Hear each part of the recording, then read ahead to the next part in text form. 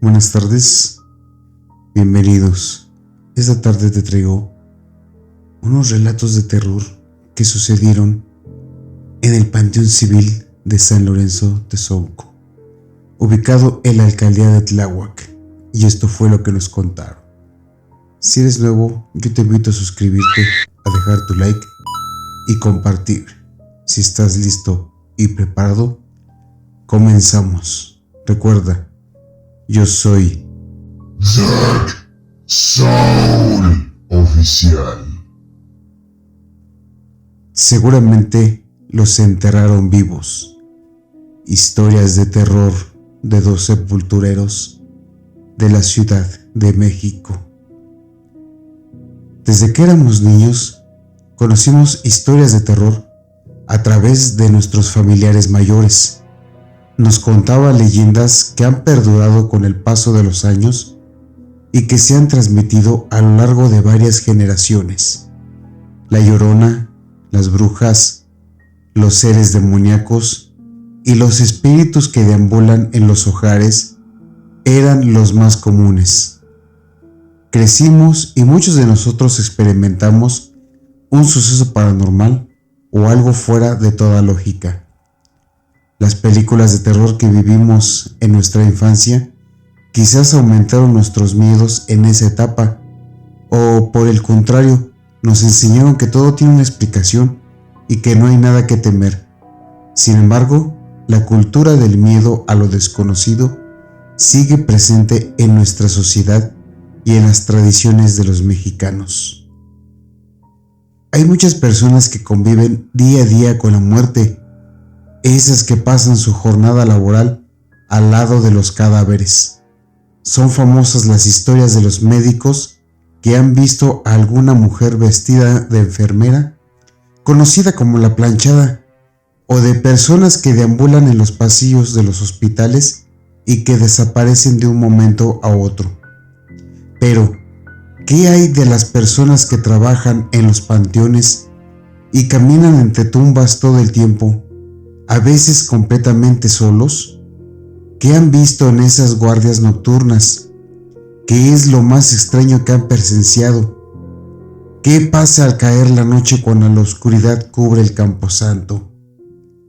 Hablamos con Alejandro y Eusebio, dos sepultureros que trabajan en el Panteón Civil de San Lorenzo Tezonco, ubicado en la alcaldía de Tláhuac, y esto fue lo que nos contaron. Número 1. La Dama de Blanco. Alejandro lleva 40 años de su vida entre tumbas, nichos, mausoleos y fosas comunes. Desde los 25 años comenzó a trabajar en este panteón. Su trabajo transcurría normal hasta que en 1985 presenció algo que lo impactó. Eran 2 días los posteriores al sismo que devastó buena parte de la Ciudad de México. Muchos cuerpos llegaron a este camposanto. Era casi nuevo. Había sido inaugurado a inicio de los años 70. Así que durante las 24 horas los enterradores se mantenían en activo.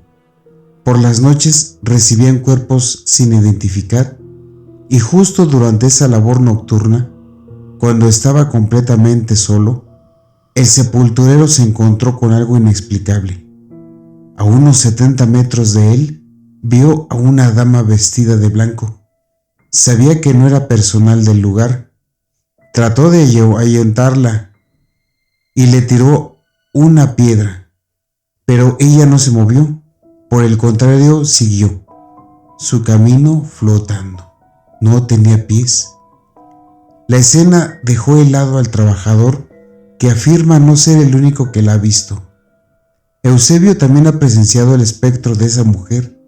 La vio junto con sus compañeros pasadas las 6 de la tarde.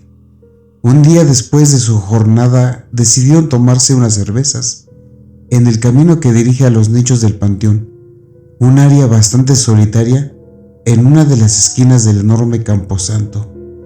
Él y otros sepultureros vieron a la mujer que se desplazaba sin rastro de pies y flotaba entre los pasillos. Justo en la misma zona que la vio Alejandro, 30 años antes. Número 2. El misterioso visitante. En 2016, el personal administrativo del panteón se encontraba laborando más tarde de lo común por ser inicios de noviembre. Aquellos días terminaban su jornada ya caída la noche. Uno de esos días, mientras alistaban todo para cerrar el recinto, sucedió algo que los asustó bastante.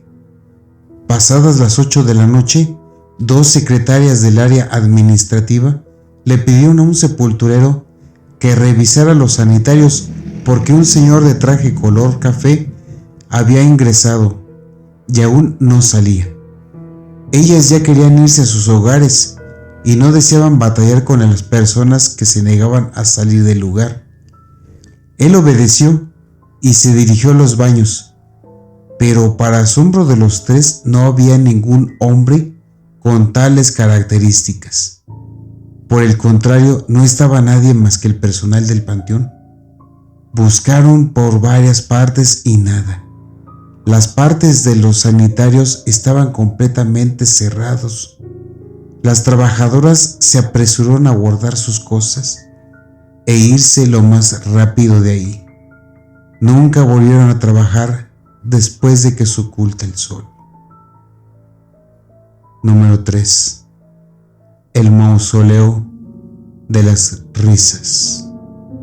Las tumbas de los niños siempre buscan dejar de lado el luto y mostrar que en ese lugar yace un menor que aún tenía ganas de jugar y reír. Las familias les dejan dibujos de caricaturas, globos y juguetes para despedirlos. Pero uno de los mausoleos es bastante peculiar. Está ubicado en el lote 14 y está diseñado como la habitación de un niño. En el lugar hay una cuna y otros juguetes. Los trabajadores aseguran que en varias ocasiones han escuchado las risas de un infante y el movimiento de los carritos y sonajas. El menor fue enterrado hace unos 7 años y varios enterradores ya se han acostumbrado a vivir con las risas y los sonidos de sus juguetes que salen del mausoleo convertido en un cuarto infantil. Número 4. Las travesuras de la Santa Muerte. Eusebio lleva pocos años en el oficio como sepulturero. En el panteón lo conocen como el Chivigón y se dedica a fabricar cruces, jarrones, libros y decoraciones de criptas y mausoleos en el lugar. Explica que su labor es preparar el granito de mármol para adornar la última morada de los muertos. La temporada que más se ha asustado fue cuando le llegó una figura de la Santa Muerte para decorar las tumbas. En los días que la efigie lo acompañó en su taller, se sentía a veces mucho frío y otras demasiado calor. En el pequeño cuarto de trabajo, las herramientas con las que trabajaba se caían sin explicación alguna o cambiaban de lugar. Los demás trabajadores y yo sentíamos bastante miedo. Cuando colocamos la figura en la tumba, las cosas paranormales dejaron de pasar. Número 5. El corcel solitario. Alejandro es nativo del lugar y cuenta que antes de que fuera el Panteón Civil de San Lorenzo Tezonco, el terreno era una hacienda de un español que gustaba de pasear en su caballo por los grandes campos del lugar. Cuando falleció y las tierras pasaron a manos del gobierno, varias personas vieron algo inexplicable. Dicen que veían a un corcel cabalgando por el lugar, pero sin jinete. Corría y desaparecía ante el asombro de los vecinos. El caballo atravesaba los maizales y se perdía entre los árboles. Varias veces lo trataron de localizar, pero nunca lo hallaron. Entre los habitantes del lugar, la leyenda indica que antes de ser panteón, los espíritus ya habían ocupado el lugar. Número 6. El fuego de las brujas. San Lorenzo Tezonco fue uno de los últimos lugares en poblarse de la ciudad. Aún conserva áreas rurales y uno de los sepultureros cuenta que hace algunos años, cerca del actual panteón, no había alumbrado público y la basura se depositaba en una zanja que colindaba con un sembradío de maíz.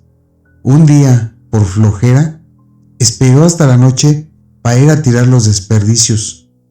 Pasé por los terrenos del panteón y entre la oscuridad vi caer bolas de fuego entre los maizales. Corrí a ver qué eran y vi a un grupo de personas que daban vueltas en círculos y se carcajeaban entre las tumbas, relata. Al otro día su abuela lo regañó y le prohibió ir a ese lugar, pues se trataba de brujas.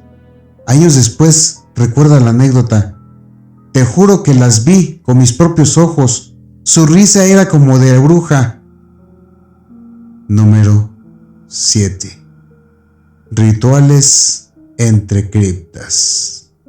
Pero no solo los muertos asustan en este panteón, también los vivos. De los objetos más extraños que han encontrado los sepultureros en las tumbas, se encuentran muñecos de cera amarrados con listones.